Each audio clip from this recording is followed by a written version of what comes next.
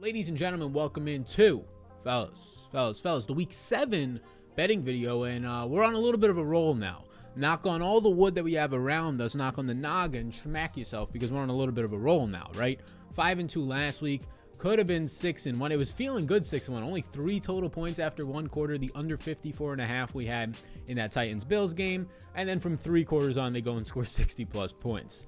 Arizona, we had under 50.5 versus the Browns, and they score 51. So a couple bad beats. But 5-2, and now over the last 2 weeks, we're 9-3. So a little bit of momentum right now as we hit the stride heading into week 7. So I have 5 bets that I've made so far today, and we're going to talk through them in this video. So all I ask is, subscribe button pops up. Let me know as well in the comments section who is your favorite, or what is your favorite bet on the entire week. It could be a player prop, it could be a team total, it could be a spread. Obviously, a lot of things we're talking about here. Let me know in the comments right now. So let's start this off with my first bet of the week. And my first bet of the week right now is going to be looking at a very, very interesting and intriguing spot.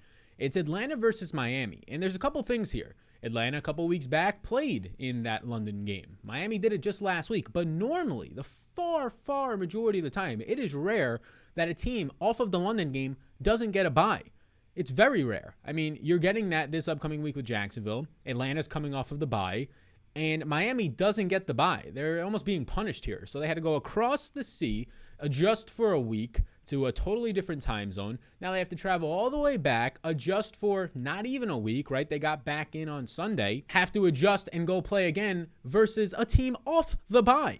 So they're getting a massive disadvantage here. So if you look at these teams, if you look at Atlanta and Miami, yeah, 2 not so great teams, right? You can look at how they both compare. Miami right now, alarmingly, based on how this Flores defense and this team is supposed to be built, alarmingly ranks 27th in defensive expected points added.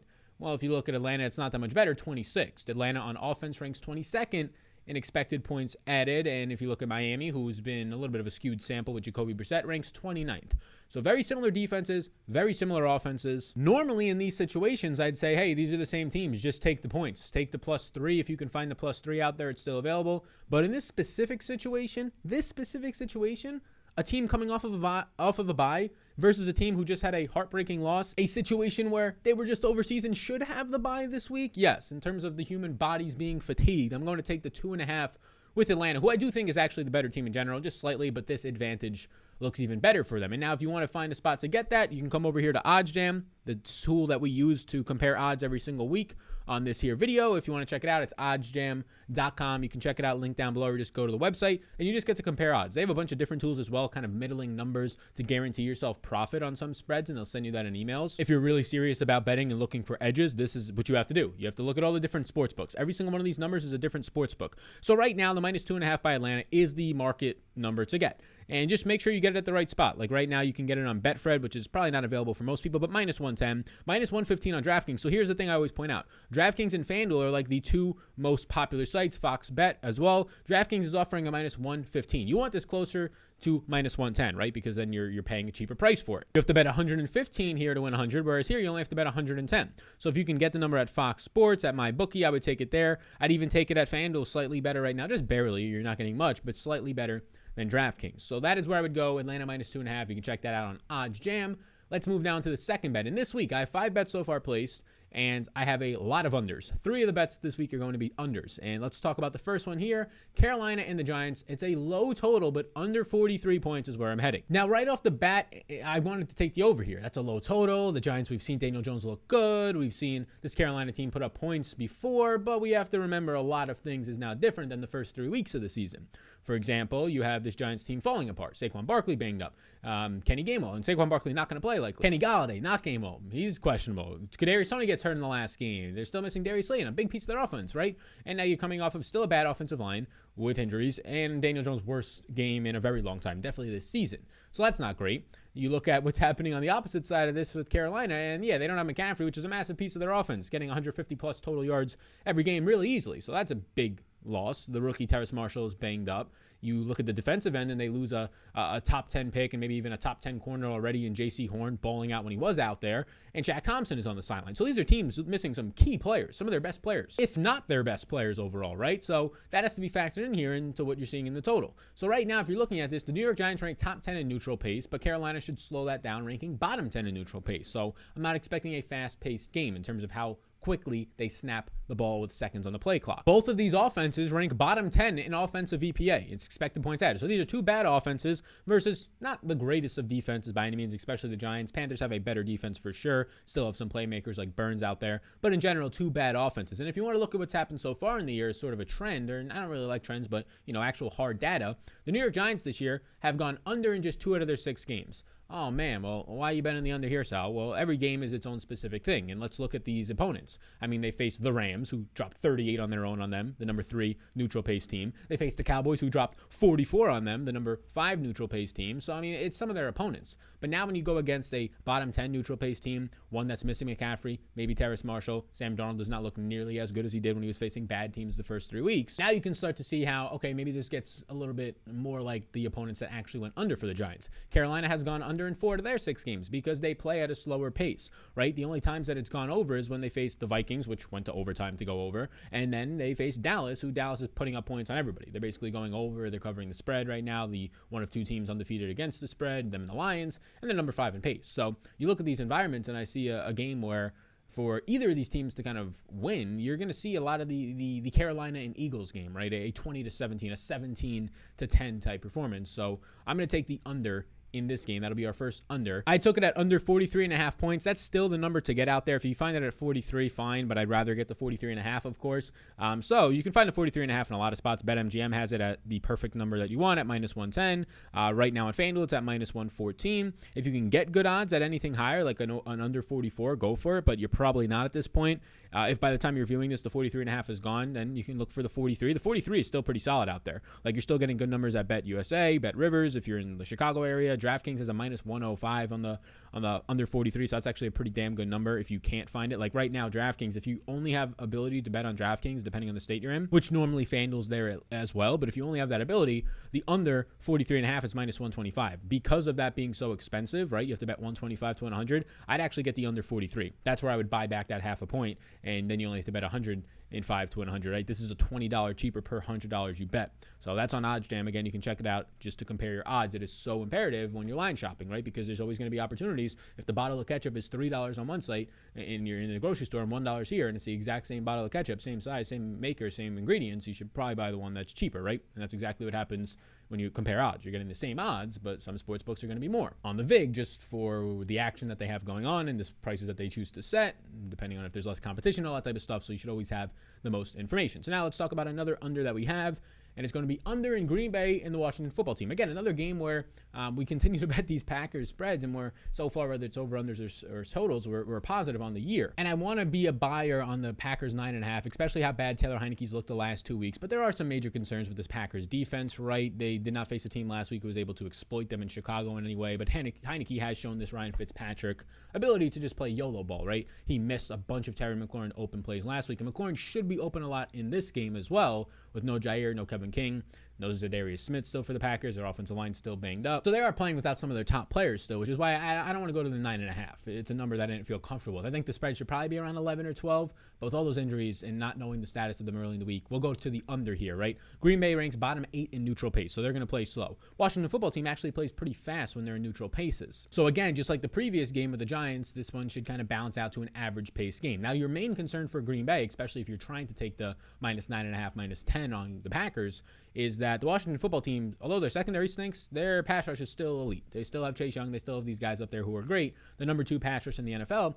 And the Packers are down some guys. And that, for the first time this year, came into play last week because they actually faced a good pass rush with the Bears, and Rodgers was pressured often, sacked 4 times. And these injuries for the Packers are still there. No Bakhtiari. We'll see if Elkin Jenkins can return, but right now I'm not expecting him to. So that's one way where you can get stalled drives. Instead of touchdowns, you get drives ending in the red zone for field goals, and that plays into the under, right? You look at some other things. McLaurin should have a good matchup this week against Green Bay's secondary, but they actually held up pretty nicely last week against Allen Robinson and Darnell Mooney. The big edge for the Packers, of course, is that they have the number 5 EPA EPA, expected points added, efficient quarterback in Aaron Rodgers versus the number 30 drop back defense of Washington. So if you do want to take the -9.5, that's kind of your big selling point. Green Bay ranks 7th in offensive efficiency versus the football team ranking 24th, and the football team's defense ranks 30th overall compared to the Packers 19th. So you have right now a situation where I believe the Packers can probably in this game somewhat easily put up, 24 to 30 points. And that doesn't look great when you're looking at an under 49 right now, or 49.5, whatever you get it at. But I also lack the ability to see the Washington football team, or at least I'm buying into the fact that they won't put up 24 points.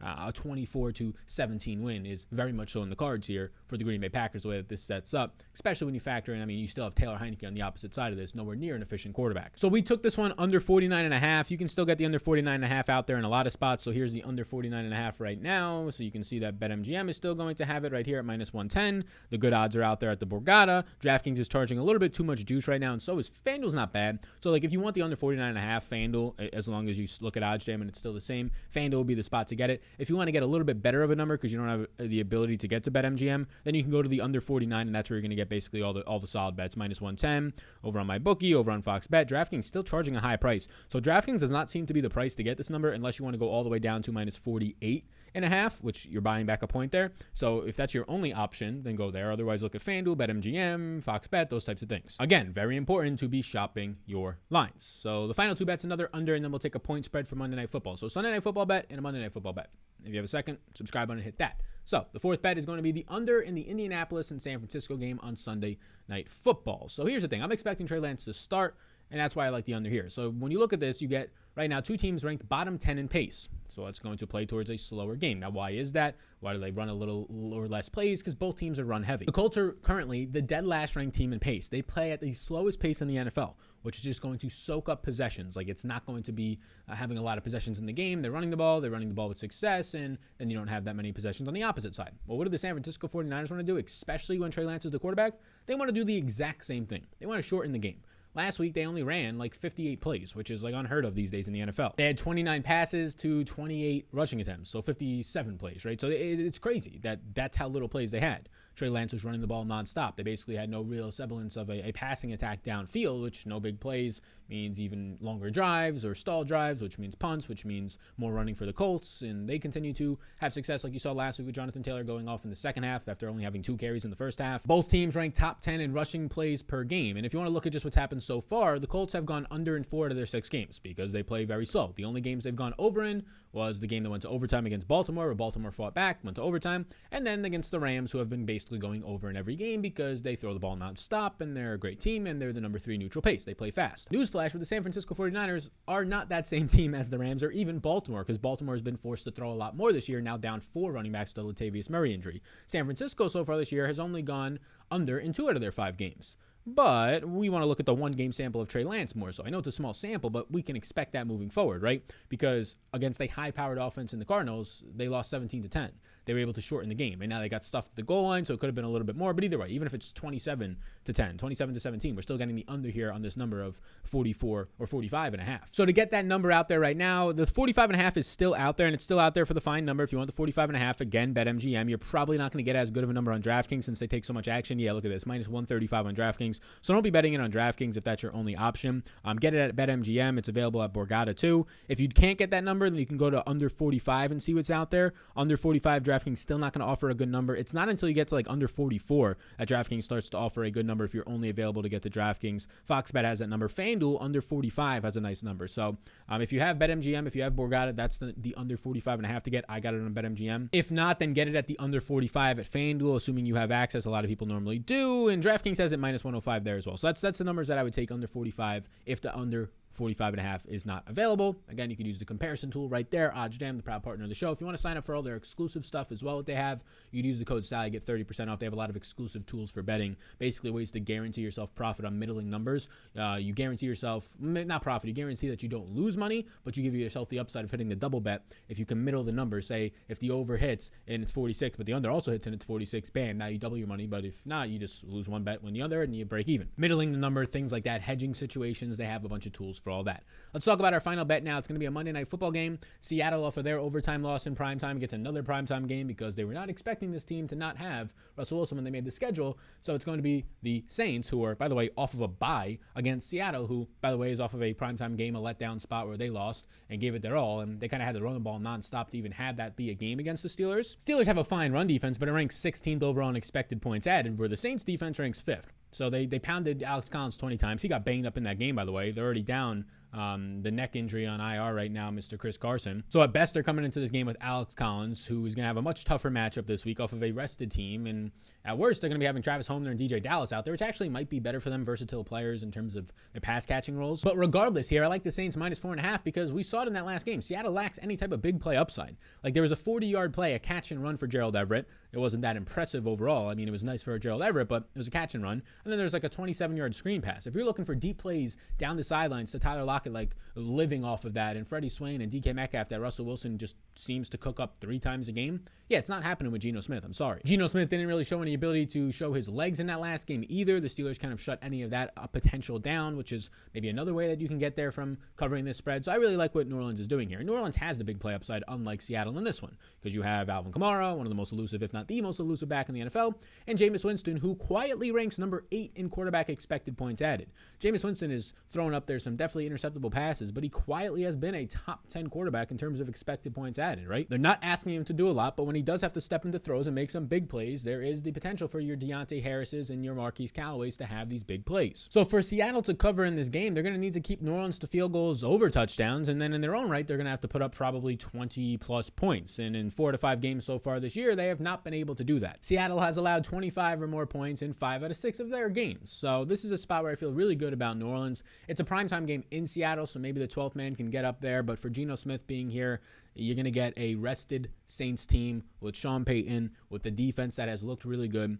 coming off of the bye as just 4.5-point favorites, meaning on a neutral site, they're basically touchdown favorites. I think this should be a little bit more than that against the Seattle team, who is struggling and playing bad with Russell Wilson. And now you drop that down, and one of the top quarterbacks in the league is definitely worth at least 3 points. I think this should be closer to probably a 7.5-point spread. On a neutral field, you would expect this to be like a 10 to 10.5-point spread. That's where I personally think it is. So I think you're getting good value there. The minus 4.5 is still the bet to take anywhere out there. So minus 4.5, you're going to get the best numbers you want. Minus 110 on BetMGM. You're going to get a minus 118 on Fox Bet. FanDuel minus 111. If for some reason you couldn't find the number, then you can just go down to the minus 5 if you really wanted to, and you'll find all the numbers there, right? You find DraftKings with minus 110, Fox Bet minus 110, MyBookie minus 110. So the minus 4.5 is a spot to go. If you continue to wait on this, I do think that number will move to probably closer to minus 6 by the time this locks. So if you're watching this right now and you have interest in that bet, go ahead and take it. So those are the 5 bets. We have 2 spreads and we have 3 unders. We're 9-3 over the last 2 weeks, 5-2 last week, and a couple of bad beats, but we're on the horse right now. We're doing well.